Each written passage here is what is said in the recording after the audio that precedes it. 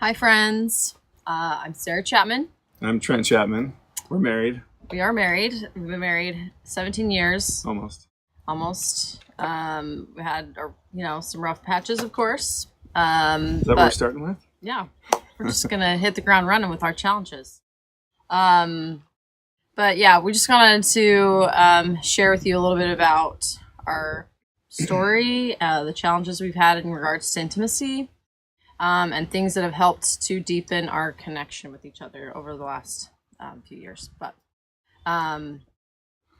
for me, one of the challenges that I faced in regards to intimacy, sex, growing up in a home where sex wasn't even talked about at all. Yes, I knew that it was something that I was to wait till I was married to be able to do. However, my parents didn't really talk about it in the home. They didn't portray it as a good thing. They didn't. Right. Same with when I grew up, it wasn't really talked about much either. However, I think what we learned growing up did help us because it kept us both from participating in sex as teenagers. So there was a benefit, of course, to that. We weren't doing things in an age when we weren't mature enough to understand the emotions and the outcomes of those actions. So there was benefit from that. But once we were married, then those benefits kind of went away of saying, sex is naughty, don't do that. Even though that's not something actually that's true, that belief kind of helped us to not do that until we were married. But then when we were married, for me, it became easy to say, okay, now it's okay. Let's get going. I think most men have that ability to flip that switch. But for Sarah, that wasn't an easy, switch to flip. So it was more of a process to say, no, it's okay to engage in these activities together. And it was a long process because, once again, it's these beliefs that I created in my head, that it was dirty and nasty and gross. And I had teenage friends who talked about it, and it was like the secret thing they did behind their parents' back.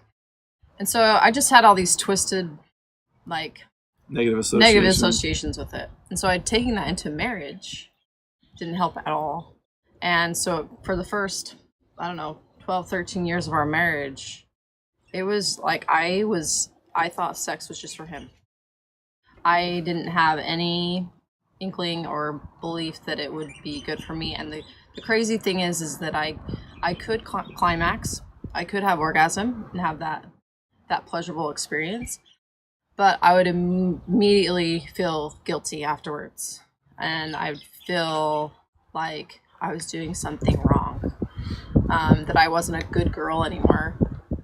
So I had this good girl syndrome, I like to call it.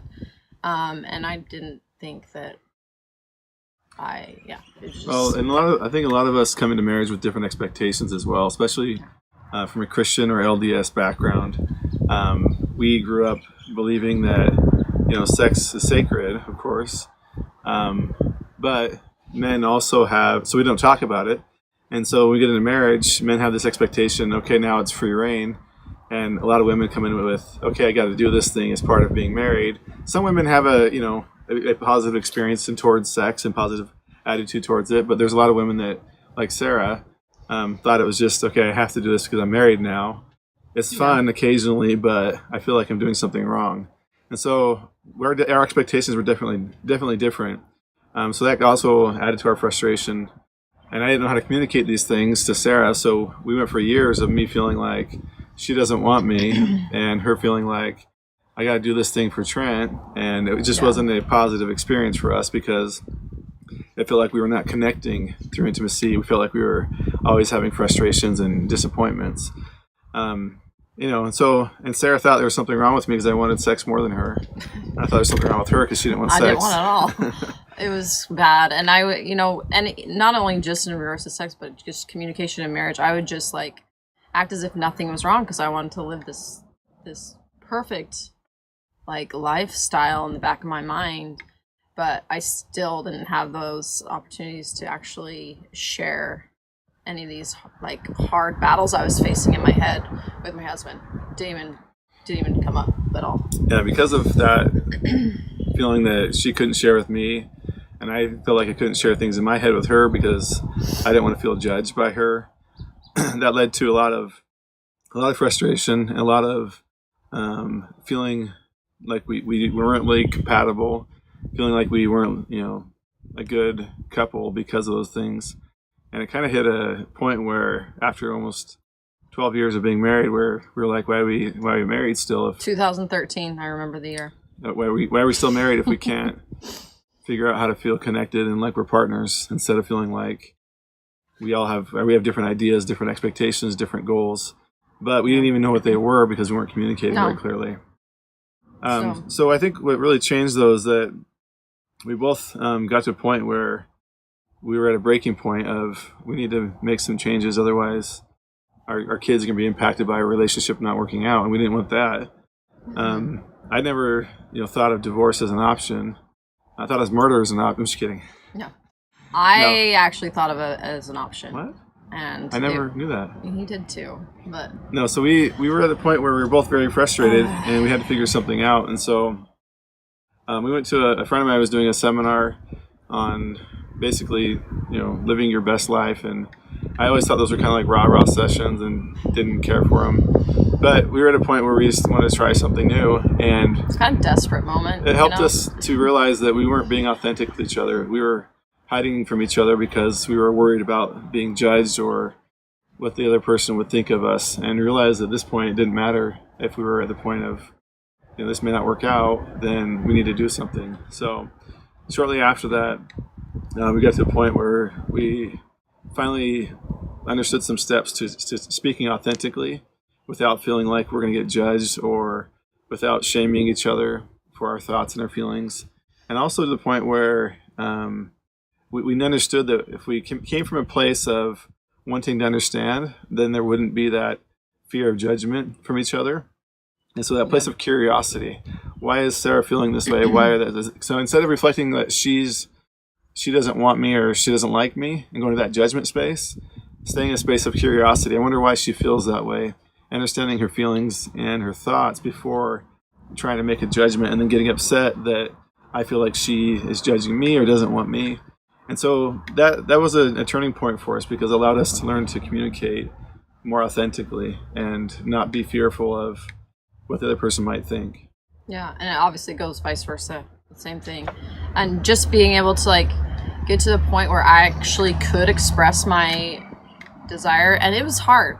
He would always ask me, what is it that you want? And I'm like, I don't know, because I have never allowed myself to go to that place to know what I truly desired.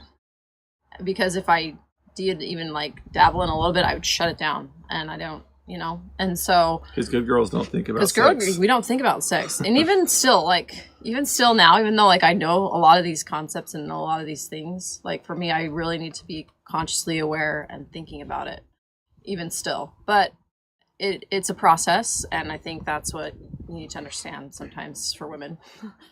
We're just a little slower. And I think the other thing that changed with you was I noticed that you became more confident in yourself as you're learning these new things, and you're doing new things daily, new daily habits to help yourself feel more confident.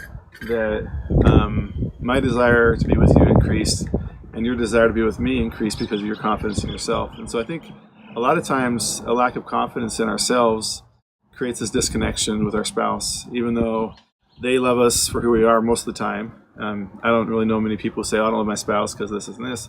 They might have things that they're frustrated about, but I love Sarah for who she is, and when she's more confident, I find her to be more sexy and more attractive. And so as she was working on herself and I was working on myself, we found that we were more attracted to each other. So a big part of that was learning that we have to be authentic and willing to be vulnerable. And in order to do that, I had to feel like I was in a safe space with Sarah, that she wasn't going to judge me and she wasn't going to divorce me or hate me. And once we were in that space, it allowed us to continue to grow and communicate until we felt more confident with each other. Right. And I think taking responsibility for those actions of things that that would come up, because I always, in my mind, I'm like, I'm gonna fix my husband. In the early years of my marriage, what's wrong with me? I'll fix him, But it really does. When I finally learned, okay, I can't change him.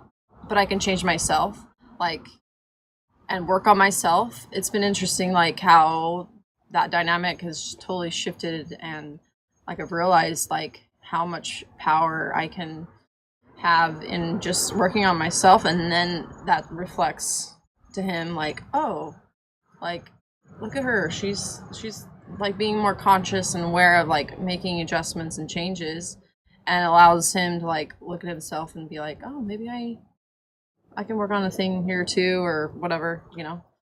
And yeah, I think the other thing I think is a really common issue with husband and wife relationship is men and women usually feel and act different in different situations. So it's not like I'm trying to understand her and I'm trying to come from my position to understand her. And she's trying to understand me, but she's coming from her head and her position trying to understand me. And we were both confused. And so once I understood her love languages, and if you've read the books by Gary Chapman, he's an author not related to us, he talks about how different love languages receive love in different ways. So for me, physical touch is very high on my love language list. So for Sarah to initiate sex with me shows me that she loves me. Touch him. And she comes home, and when I come home from work, she kisses me, hugs me. Those are ways that I feel like she's showing appreciation, and I feel wanted by her. And for Sarah, I didn't realize this until years later. When I serve her, take care of the dishes, help with the laundry, play with the kids, and do these things, that gets her going more than he gets his little star me in his kissing chart. her. For sure, a star on the chart. And so once we understood that, we communicate with each other. Here's what makes me, want you more. Then I knew, okay, there's some processes and steps I can take to help Sarah feel more like she wants to connect with me in a way. And this isn't to manipulate her. In a way, I guess it is, but we do it because I want to connect with her and show her I love her. And instead of like, approaching her and touching her and kissing her, feeling like I'm showing love, because that's the way I receive love, she's not feeling it. And so I was not doing what I was intending to do. And she felt like, why do you always pressure me for sex? Yeah. And so once we understood that, it helped us also to communicate, here's how I feel loved. And if we can work on doing this, I feel loved. And then I understand how you feel loved, and I'll work on improving in that way. So I think that's been a really important part of our relationship, is understanding how we receive love and not trying to show my love to her the way I receive love, but show it the way she likes to receive love. So yeah, we learned all these things and have been working on it, of course, especially since 2013 when I wanted to divorce him. It's hard to think about, but it was true. Like sometimes you get to the bottom of the barrel and you're just like, I gotta get out of here. Not get out of the marriage, but like I need to fix something. So but I felt like during that period of time, like I was still kind of working on my, like I felt like I had everything else figured out for me, like physically, mentally, spiritually, and all these things. But I had sex like up in this corner and intimacy, and I just couldn't get a grasp on it. And last year, I was given permission from a friend. We had a really deep conversation, and she really she basically had a similar story and path as me. And she's like, Sarah, like, I think really what worked for me and really changed everything for me was I actually opened up books. I educated myself, because I know like education is very important, personal development. That's what I really enjoy reading, but I would never allow myself to open up a book on sexuality or anatomy or anything. But she's like, Sarah, trust me. And so I did. And I kind of was at this breaking point. I'm like, I was frustrated, and I'm like, why haven't I figured this out? And I considered sex a struggle for me. And I was just like, I've had enough. I'm done fighting with this struggle in my head and my mind. So I finally just opened up one, and she was like my accountability partner. And she was like, so how'd it go? Like, how's it going? Like, so anyway, since last year, 2017, I've read, I don't know, like 20 plus books on sexuality. I've learned a lot about my body and anatomy of my body. And I think that's just her giving me permission to do that, like, has opened a whole, like, it's like a floodgate of, like, this curiosity and this interest of really wanting to understand my body and see how it works and how it works within a marriage and within intimacy. And I'm so grateful that I did. And so that's part of the reason why we're sharing this. The other thing that she helped you understand was that sex isn't just for me. Right. And so when Sarah understood and believed that sex was for her pleasure as well, that it was not a bad thing for her to experience that, even though she did it frequently, she did, climax frequently, wasn't a problem. She didn't do it because she wanted to. She did it because we were in the act, and then she would, okay, now we're doing it, I'll go ahead. Yeah. But it wasn't like she was wanting that. And now she's at the point where I truly feel like I'm wanted by Sarah. So I don't know if I went over this earlier, but for me, feeling wanted by Sarah was what I was craving. I didn't know it at the time, but that's what I really wanted. I want to feel like she sexually wanted to be with me. And when I finally got to that point this last year or so, actually been a couple of years, but more so this last year, where I felt like she actually wants to be with me and that she's initiating sex with me. That's where I feel like I truly got to the point in our relationship where I wasn't fearful of her knowing me and connecting with me, because I knew that she wanted to connect with me in that way, which makes me feel wanted and loved. So that was for me a big part of our relationship changing, was feeling that connection, that being wanted. And this last year has definitely been amazing to watch the two of us, because I feel confident in what I'm doing and understanding about my body. I feel like I've seen a big change in him too, and that when we're both like feeling this connection and this like sexual chemistry, like outside the bedroom, things are like falling into place for us. And I feel like our life is just really good right now, because we are focusing on us and focusing on that true oneness that a couple can experience. And we want that for everybody that we talk to, because it's changed our life. And I think the thing that I came away from this was that our experience the last few years was that we were made to be one, and we can't really be one if we're just raising kids together or if we're just living together. Part of being one is having a healthy sexual relationship with your spouse. And that comes from what we found is communication, authenticity, being vulnerable, willing to put your heart out there, but also as the spouse receiving that information about who you are and what you desire, that your spouse is listening from a place of curiosity instead of judgment. And the more that I feel like Sarah listens to me with a place of trying to understand versus judging, the more I want to share with her who I am. And even the dark side of me, the things that I battle with, that I'm trying to overcome, those things of us that we usually hide from our spouse because we want to show ourselves, our best selves to our spouse. Now I'm not afraid to talk to Sarah about everything in my life, any temptations I'm dealing with, any frustrations with work, any stresses I have. I'm not bearing them and trying just to say, this is my battle as a man, I'm going to take this alone. And I think that's improved our relationship, to know that we can be vulnerable with each other and not fear judgment or feel like I'm less of a man because I have weakness. But knowing that Sarah and I together can achieve more and become more when we're connected, by being vulnerable about the hardest topic for us, which was sex. We can now be vulnerable about everything. It's just become easy to talk about anything in our lives. There's nothing really that I can think of that would be hard to talk to Sarah about. I might not talk to everyone about it, but I can talk to Sarah about all those things. And that's because we feel like we've got to a point in our relationship where we are connected at a level and we communicate at a level that is totally different from where we were 5 years ago. And a big part of that is thanks to Sarah and her being humble and willing to learn and change, and helping me to see that I can learn and change as well. Oh, thanks. Yeah, I feel like I'm a whole person now. And so just being able to understand all this information. And of course, we have so much more we could share. And we do have more of an in-depth couples connection course that we're going to be laying out. And so we would like to invite you and your spouse to come join and listen and learn a thing or two from us that we've learned. So look for information on that.